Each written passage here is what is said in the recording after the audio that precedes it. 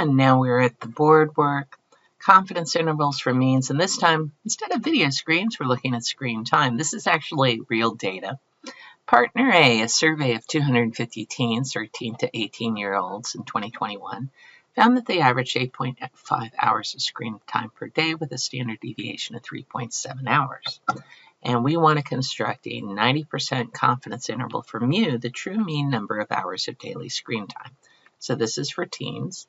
And how did I do this? Well, I have the values. Ooh, let me duplicate again so I can see it while I'm typing. And I'm going to go to one quantitative variable. I'll reload, doesn't matter. And the amount of time is screen time. But we don't have raw data, so we're going to do mean and standard deviation. And the mean, we said, was 8.5. The standard deviation is 3.7, and our sample size is 250. Begin analysis, and we want a 90%, so remember to change that. And boom, 8.11 to 8.863. There's your degrees of freedom, 249. Notice it is just one under 250. So there is the numbers we got from the Staplet.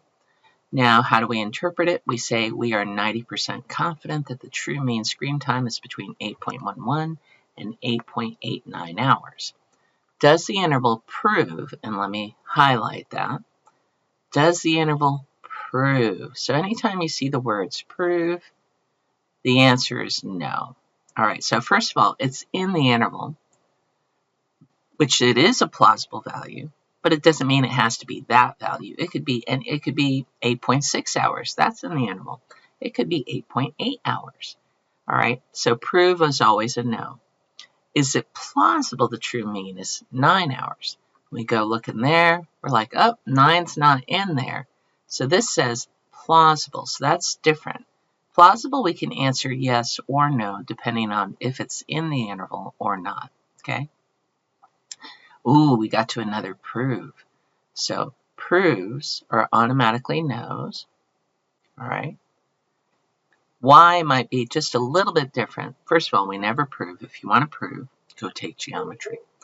All right, so did the interval prove that the true mean is not 9 hours? Okay, well, it's probably not 9 hours, but we didn't prove it. It's a 90% confidence interval. It's not a 100% confidence interval. So that means it's possible. It's just not real plausible, not real probable. All right, so let's go do the data for the other one.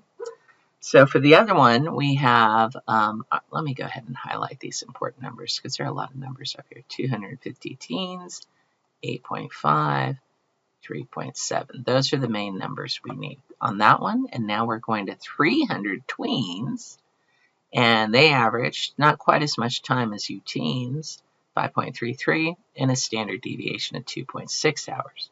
So if I want to go ahead and create that interval, let me go ahead, come back, and we come in and we're going to put in our mean, which is 5.33.